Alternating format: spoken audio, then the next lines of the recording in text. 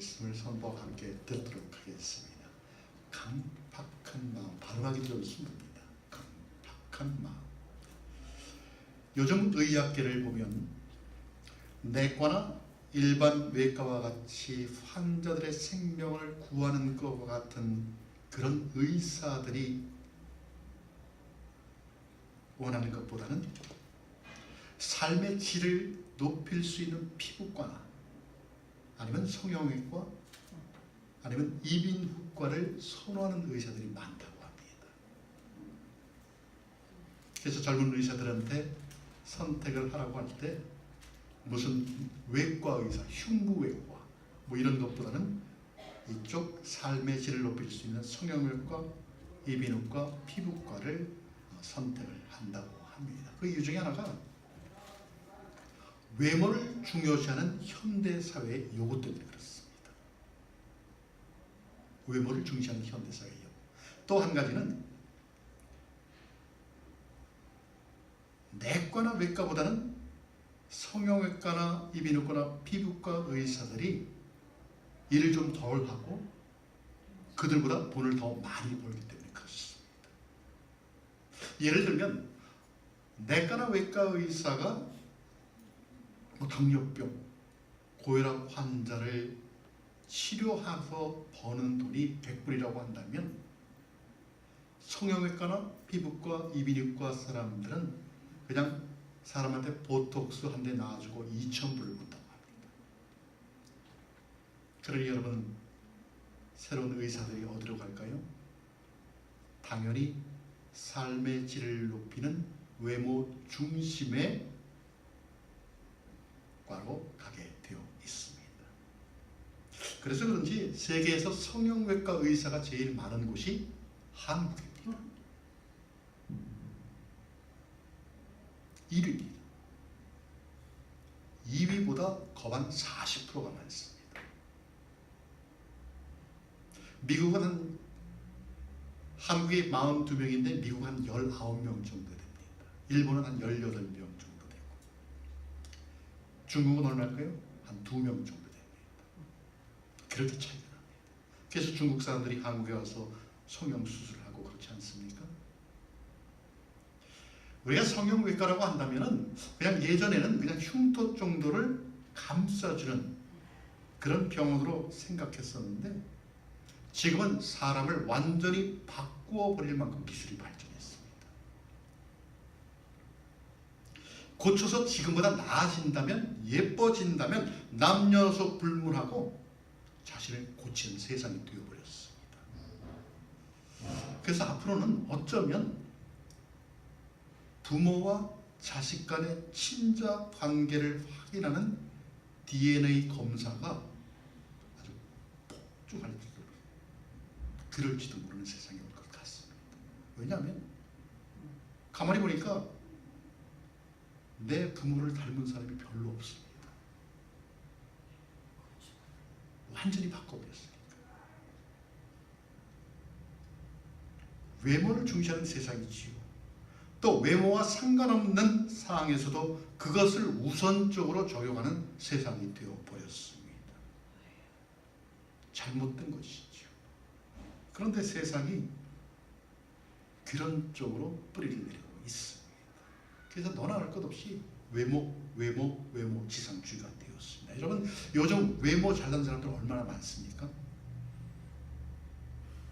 참 잘생긴 사람들 많습니다. 이쁜 사람들 많습니다. 몸짱에다가 얼짱에다가 얼마나 잘 가꾸고 바꿨는지 정말 흠잡을 데가 없습니다. 여러분 그렇지 않습니까? 그런데 가만히 보면 얼굴 아름답고 몸매는 누구에게 빠지지 않을 정도로 훌륭하지만 그런 외모를 가졌지만 마음이 아주 강팍한 사람들이 있습니다. 외적은 틀쭉한데 내면적으로 부족한 사람들이 많다는 이야기죠. 어찌 보면 한쪽은 건강한데 한쪽은 병든 모습입니다. 그래서 사람들이 이 병든 모습, 병든 쪽을 고쳐야 온전한 사람이 될 텐데 세상이 그것을 요구하는 것이 아니라 외모를 요구하다 보니까 병든 내면은 잘 고치려고 하지도 않습니다. 그저 외모. 자신의 외모적인 치료에 상당한 돈을 투자를 합니다. 시간도 투자하지, 정성을 투자하지. 여러분, 내면을 보면 좀 얼마나 좋을까요? 내면을 좀 가꾼 그 마음을 좀 지키면서 살아가면 얼마나 좋을까요? 그런데 그런 사람을 찾아보기가 참 쉽지 않습니다. 성경은 우리에게 이렇게 이야기를 합니다. 잠언 4장 32절에 보니까 무릇 지킬 만한 것보다 더욱 내 마음을 지키라. 왜요? 생명의 근원이 이에서 남이니라. 마음을 지켜야 하는 이유가 생명에 있다는 이야기입니다. 다시 말하면 우리의 생명의 근원이 외모와 육신에 있지 않고 마음에 있다는 이야기입니다. 사람이 살아서 숨쉬고 활동할 수 있게 하는 힘은 외모가 아니고 육신이 아니고 마음이라는 것입니다.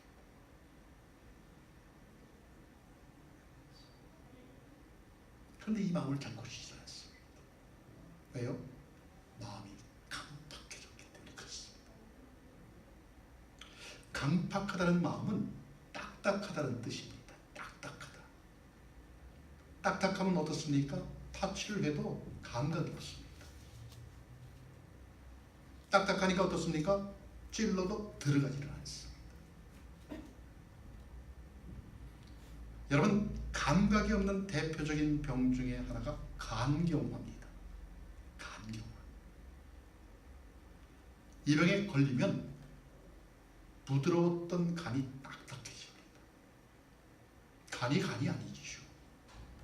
몸속에 간은 있지만 간이 아닙니다. 그래서 이 간 기능이 저하가 되면 어떤 현상이 생깁니까? 아주 심각한 문제가 생깁니다. 그런데 이 간경화는 진행이 돼도 자신이 느끼지를 못합니다. 어느 정도 진행이 돼야 내 몸에 이상이 생겼구나. 아주 심각한 질병입니다. 그런데 마음이 강팍하면 이와 같다는 것입니다. 우리는 하나님의 은혜로 교회를 다닙니다. 믿음으로. 교회를 다님에도 불구하고 내 마음속에 이런 강팍한 마음이 있으면 살아계신 하나님으로부터 떨어져 버립니다. 그래서 12절 말씀에 보니까 이런 말씀이 있습니다. 형제들아, 너희가 삼가 혹 너희 중에 누가 믿지 아니하는 악심을 품고 살아계신 하나님에게서 떨어질까 염려할 것이요. 마음이 강팍하게 되면 하나님을 떠난다는 것입니다. 그렇다면 우리가 구원을 받았다는 것을 잃어버렸다는 뜻일까요? 아니요. 구원은 받았지요. 구원은 받았지만 우리가 이 땅에 살아갈 때 생명 되신 하나님과 상관없는 삶을 살아가게 된다는 것입니다. 하나님의 뜻과 그분의 은혜와 그분께서 주시는 기쁨을 우리는 이 땅에 살아가면서 누릴 수 없는 상태가 되어버린다는 것입니다. 여러분, 그러면 지금 내게 있는 것으로 인해서 자족하면서 감사할 수 있는데도 불구하고 우리는 감사치 못하는 삶을 살아갈 수 있다는 것입니다. 또 우리 마음이 강팍해지면 하나님의 안식에 들어가지를 못합니다. 11절에 보니까 이렇게 이야기합니다. 내가 노하여 맹세한 바와 같이 저희는 내 안식에 들어오지 못하리라 하셨다 하였으니, 내 안식에 들어오지 못하리라? 하나님의 안식을 누리지 못한다는 것이지요. 이 땅에 내가 사는 동안 구원받은 기쁨 속에서 하나님과 교제하는 하나님의 축복을 받는 놀라운 삶이 나의 삶의 모습인데, 우리 마음이 강팍하게 되면 이 안식을 누리며 살아갈 수 없다는 것입니다. 구원받고 교회는 나오고 있지만 이 땅에서의 삶에 전혀 감사와 감격과 기쁨이 없는 삶,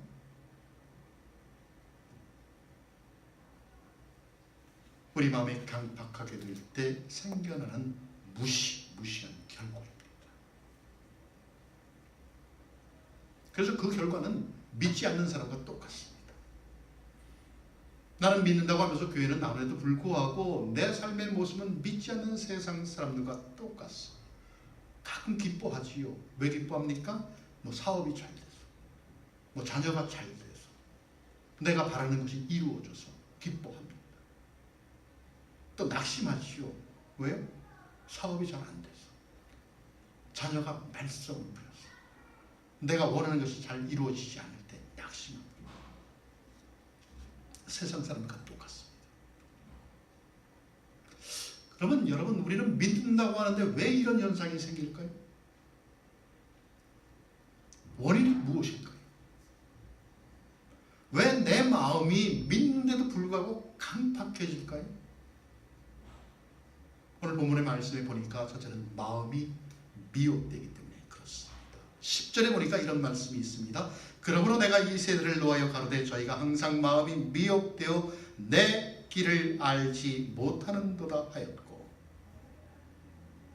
우리의 마음이 미혹될 때 성경은 마음이 강팍해진다고 말씀합니다. 여러분, 미혹된다는 말은 방황하는 마음을 말합니다. 다스림이 없는 마음이죠. 내 마음을 다스려야 하는데 무엇이 옳은지 무엇이 그른지 헷갈립니다. 분별력이 없어지는 것이죠. 그저 환경에 따라서 요동칩니다. 바람에 나는 겨와 같이 휩쓸립니다. 그냥 좋은 일이 생기면 웃고 나쁜 일이 생기면 그냥 울고, 다스림이 없는 것이죠. 그래서 이런 삶의 모습을 보면 조금만 괴로움이 와도 원망합니다. 아우, 세상이 왜 이래? 아우, 저 사람이 왜 이래? 조금만 어려워도 어떻게 됩니까? 낙심이 되죠.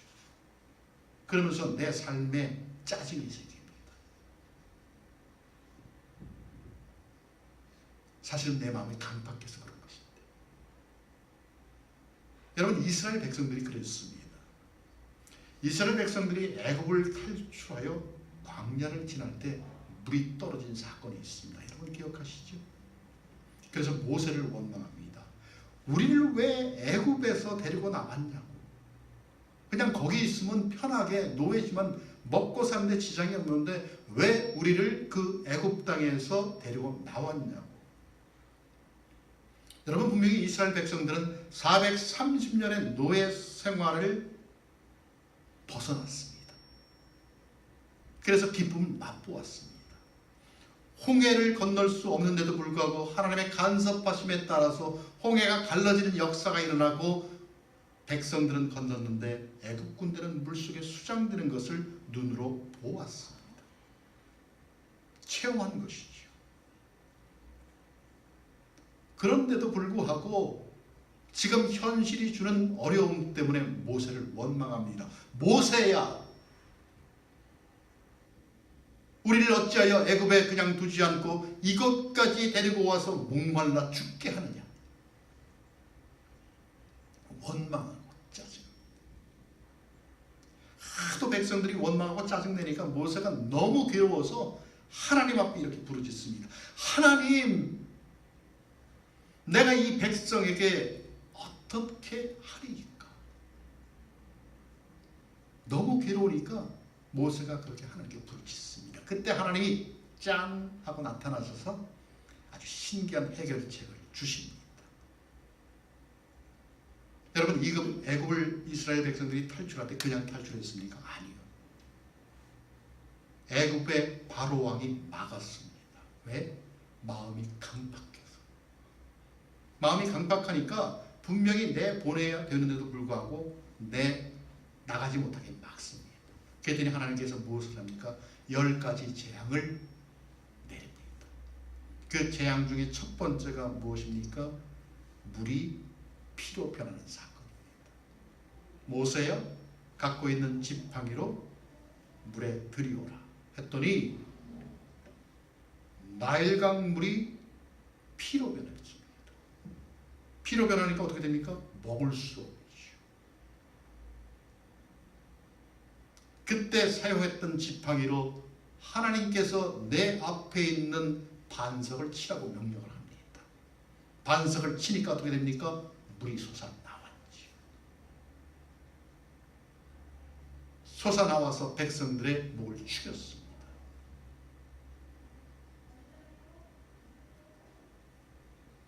그래서 백성들의 소요가 가라앉습니다. 이 사건이 진정된 이후에 모세가 그곳 이름을 두 가지로 정합니다. 하나는 마사고 하나는 무리바입니다. 마사는 시험이라는 뜻입니다. 시험받아, 시험당했다. 무리바는 다툼이라는 뜻입니다. 이스라엘 백성들이 모세와 싸우려고 했고 하나님을 시험했기 때문에 마사와 무리바라고 명칭을 지었습니다. 바로 이런 이스라엘 백성들의 마음이 미혹된 마음입니다. 불편하면 뭔가 자기하고 맞지 않으면 함부로 말하고 함부로 행동하고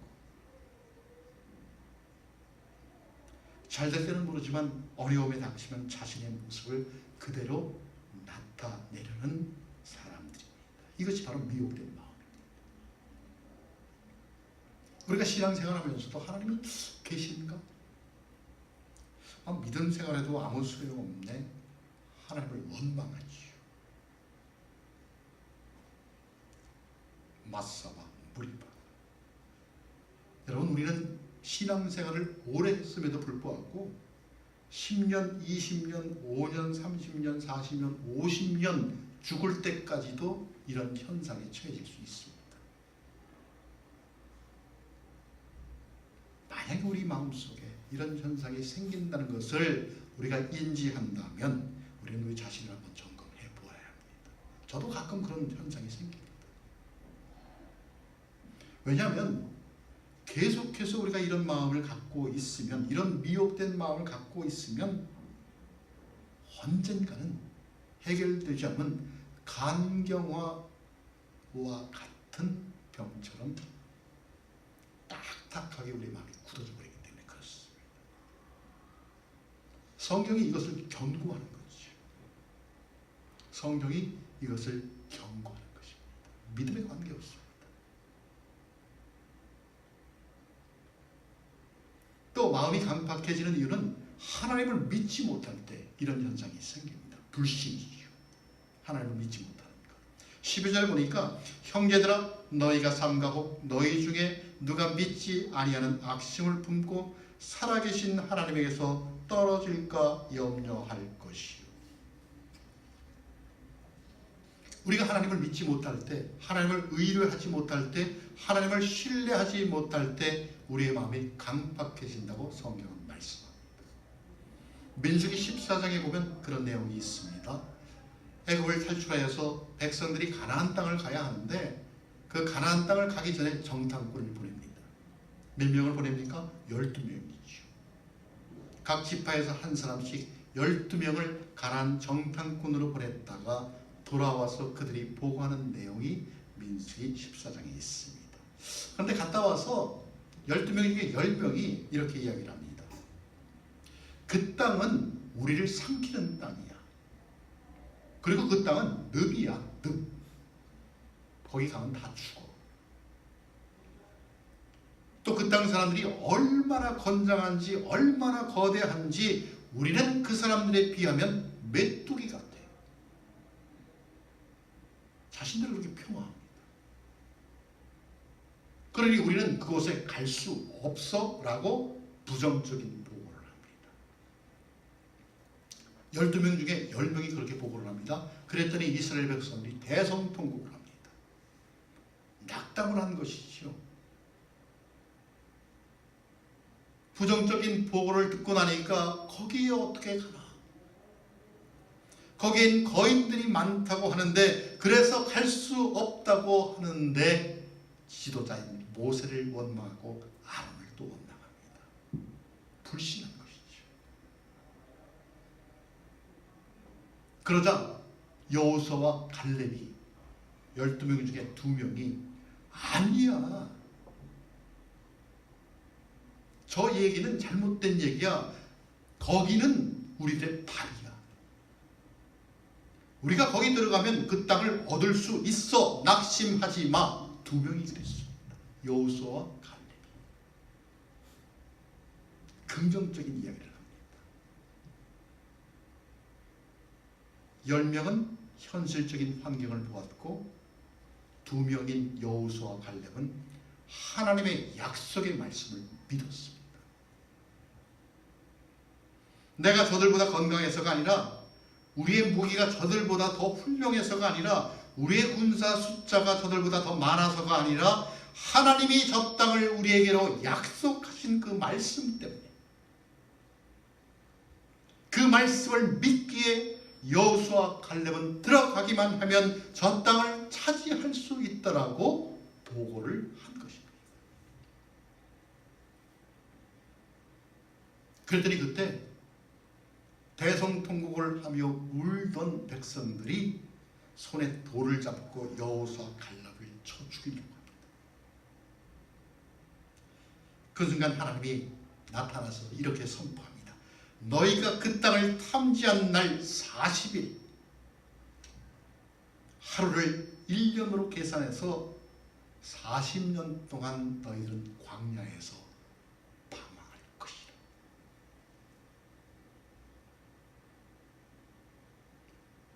(40일을) 정탐했는데 하루를 1년을 쳐서 너희들은 40년 동안 광야 가운데 방황할 것이라고 이야기를 합니다. 불신의 대가죠.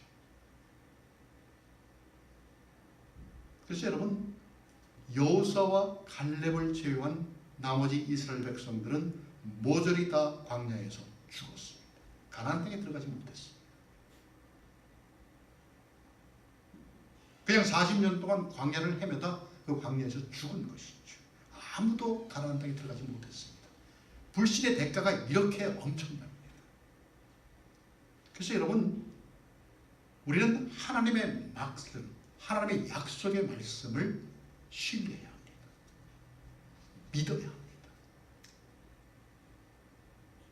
아무것도 염려하지 말고, 아무것도 염려하지 말고. 근데 우리는 어떻게 합니까? 매일매일이 염려입니다. 불신이죠. 오직 감사함으로 너희 구할 것을 아뢰라. 그런데 우리는 어떻게 합니까? 이게 될까?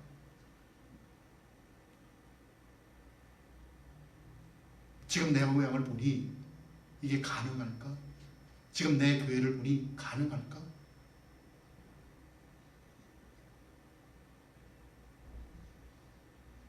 신뢰고 믿음입니다. 또 마음이 강팍하게 되는 이유는 우리가 죄의 유혹에 넘어갈 때입니다. 13절을 보니까 이런 말씀이 있습니다. 오직 오늘이라 일컫는 동안에 매일 피차 권면하여 너희 중에 누구든지 죄의 유혹으로 강팍해 됨을 면하라. 피차 권면하여 서로 교제를 통하여 서로 모임을 통하여 죄의 유혹에 빠져 마음이 완고해지는 것을 피하라는 이야기입니다. 여러분, 유혹은 누구에게나 옵니다. 목사에게도 장로에게도 어떤 직분에 관계없이 우리가 이 땅에 살아가면 죄의 유혹은 우리에게 오고 있습니다. 그동안도 왔고 지금도 오고 있고 앞으로도 우리의 삶 가운데 유혹은 닥쳐지게 될 것입니다.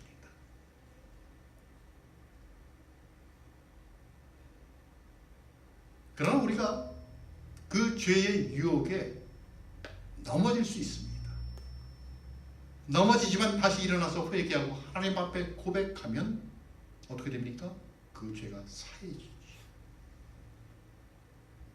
그런데 우리가 그 죄를 짓고 또 짓고 또 지면, 계속해서 넘어지면 우리의 마음이 강팍해진다는 것입니다.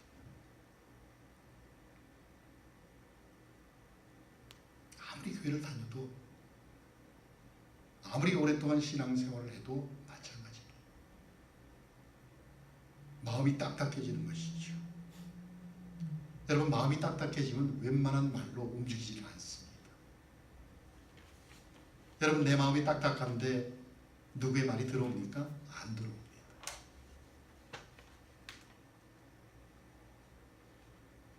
정말 어떠한 말로도 그 딱딱한 마음을 녹이기가 너무 힘이 드는 것이죠. 그렇게 되면 어떻게 됩니까? 우리는 살아계신 하나님으로부터 멀어지고 안식에 들어가지 못한다고 성경은 오늘 말씀합니다. 그렇다면 여러분, 그런 강팍한 마음을 우리는 어떻게 고칠 수 있을까요? 하나님, 지금 내 마음이 강팍합니다. 이 강팍한 마음을 좀 고쳐주십시오. 어떻게 고칠까요?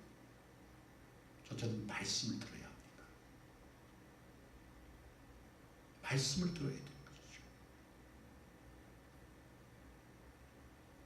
것이죠. 7절과 15절에서 이렇게 강조를 합니다. 7절에 보니까 그러므로 성령이 이르신 바와 같이 오늘날 너희가 그의 음성을 듣거든. 그의 음성이 무슨 말씀입니까? 말씀이죠. 또 15절에 보니까 성경에 일렀으되 오늘날 너희가 그 음성을 듣거든. 여러분, 우리의 마음을 무엇으로 수술할 수 있을까요? 우리의 육체는 외과 의사가 수술을 하면 됩니다. 그런데 우리의 마음을 무엇으로 수술할 수 있을까요? 우리의 마음이 나도 모르게 딱딱해졌습니다. 세상 살다 보니까 믿음이 있는데도 불구하고 그냥 세상에 찌들어 살다 보니까 내 마음이 강팍해졌습니다. 딱딱해졌죠. 감동도 없고 무감각해졌습니다. 그냥 구원이라는 말을 들어도 누군가가 십자가라는 이야기를 해도 옛날에는 그냥 십자가 얘기하면 들어도 눈물이 그냥 찔끔찔끔 나곤 했는데 이제는 들어도 아무렇지도 않습니다. 어쩌면 죄에 대한 설교를 들어도 별로 내 마음에 찔림이 없습니다. 와닿지 않죠. 나도 모르게 그렇게 마음이 강팍해졌습니다. 이 강팍한 마음을 무엇으로 수술해서 부드럽게 만들 수가 있을까요? 말씀이죠. 하나님의 말씀입니다. 히브리서 4장 12절은 이렇게 말씀을 합니다. 하나님의 말씀은 살았고 운동력이 있어 좌우의 날선 어떤 검보다 예리하여 혼과 영과 및 관절과 골수를 찔러 쪼개기까지 하며 마음의 생각을 감찰하나니.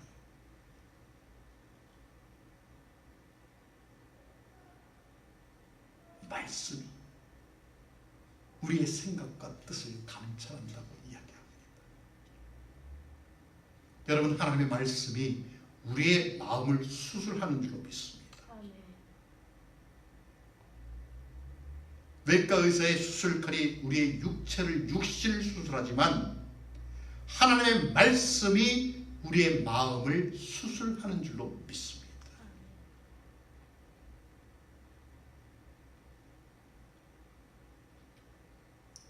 우리의 마음을 수술할 수 있는 하나님의 말씀을 하나님께서 우리에게 주셨습니다. 세상 어디에 가도 구할 수 없는 정말 귀중한 말씀입니다. 우리의 영혼을 유일하게 수술할 수 있고 치유할 수 있는 이 귀한 말씀을 하나님께서 우리에게 선물로 주셨다는 것입니다. 여러분, 얼마나 감사합니까? 세상에 무엇으로 우리의 마음을 수술할 수 있습니까? 세상에 어떤 것으로 우리의 마음을, 강팍한 마음을 수술할 수 있습니까? 그래서 여러분, 우리는 이 말씀 대하기를 게을리하지 말아야 합니다. 성경을 읽고요, 그 말씀을 공부하고 그 말씀을 때론 암송하고. 왜냐하면 이 말씀에 능력이 있기 때문에 그렇습니다. 아멘. 여러분, 이 말씀에 능력이 있음을 믿으시기 바랍니다. 이 말씀은 좌우의 날선 어떤 검보다 예리하다고 말씀합니다. 그래서 우리의 영과 혼과 찔러 쪼갠다고 말씀합니다. 마음의 생각과 뜻을 감찰한다고 말씀합니다. 우리의 마음속에 나도 모르게 깊이 숨겨져 있는 죄의 종량의 뿌리를 치유하고 수술할 수 있는 능력이 있다고 성경은 우리에게 말씀합니다. 여러분, 이 말씀의 능력을 믿으십시오. 하나님의 말씀은 사울을 바울로 만드는 능력이 있었어요. 탕자 어거스틴을 성자로 만든 능력이 있습니다. 여러분, 저 같은 사람을 목사로 만든 능력이 있습니다.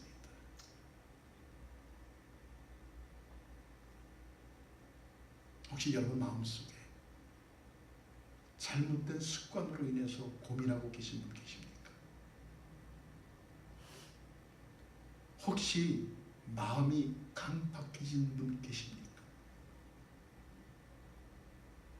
그래서 내 마음이 간경화 같이 굳어진 것이 두려운 분이 계십니까?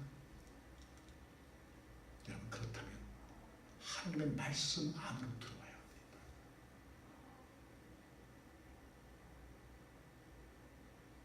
이 말씀 안으로 들어오지 않으면 해결할 방법이 없습니다.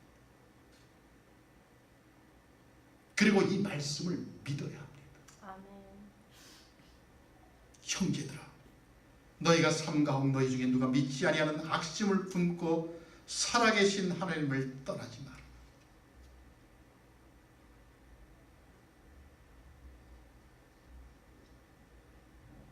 여러분, 정원을 가꾸다 보면 심지도 않은 잡초는 아주 잘 자랍니다. 내가 심지도 않았는데 잡초는 왜 그렇게 빨리 자라는지 모릅니다. 그런데 여러분, 우리가 정작 키우려고 하는 화초는 관심을 좀 가지지 않으면 금방 시들어버립니다. 우리의 마음이 그와 같다는 것입니다. 나쁜 생각, 음탕한 생각, 죄에 대한 생각은 우리가 공부하지 않아도 내 마음속에서 너무나 잘 자랍니다. 가르쳐주지 않았는데도 쉽게 나옵니다.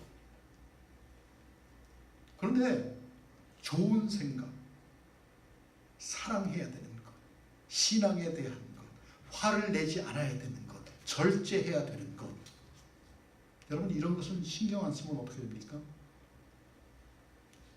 신경 안 쓰면 잘하지 않죠.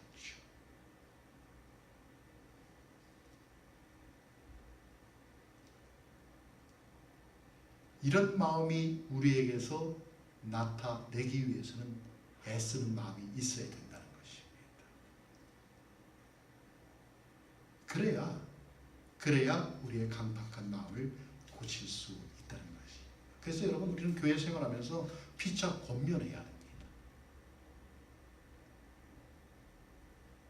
피차 권면해야 됩니다.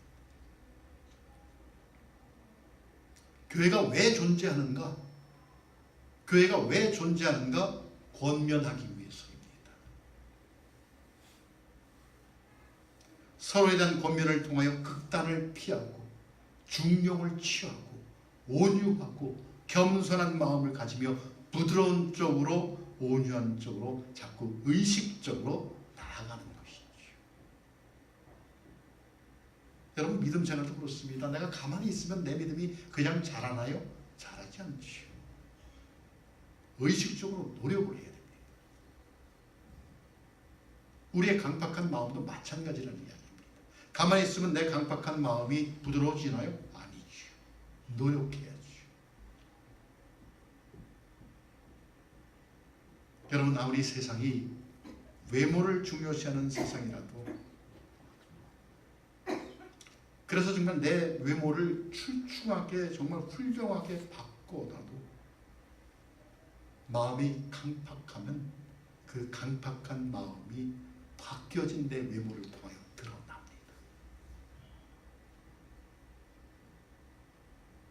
얼굴을 아무리 미남 미녀로 바꾸어도, 아니 나의 외모를 완전히 싹 다른 사람으로 바꾸어도 내면의 문제가 있으면 그 내면의 문제가 겉으로 드러나게 되어 있습니다.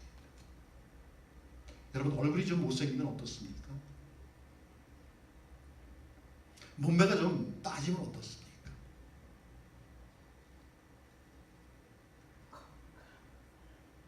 그런 것보다는 알게 모르게 강박해진 우리의 마음을 바꿀 수 있는 저와 여러분이 되시길 바랍니다. 아멘.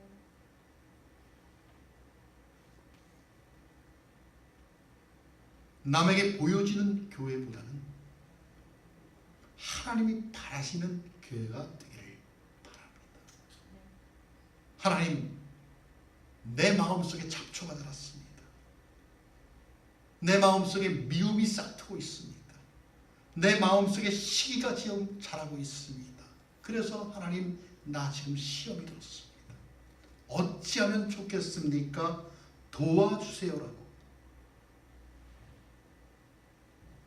마음을 갖고는 그것을 위해 함께 기도할 수 있는 저와 여러분이 되시기를 바랍니다. 여러분, 우리 모두 하나님 앞에, 그 하나님의 말씀 앞에 다시 서십시다. 누구도 예외 없습니다. 내 생각이 아니라, 세상적인 가치 기준이 아니라 우리 모두 하나님의 말씀 앞에 다시 서십시다. 정말 주의 말씀으로 가꾸어서 하나님 보시기에 아름다운 마음, 그런 옥토밭이 되어서 주님의 축복을 받으시는 여러분이 되시기를 예수 그리스도의 이름으로 축원합니다. 아멘. 우리 함께 기도하겠습니다.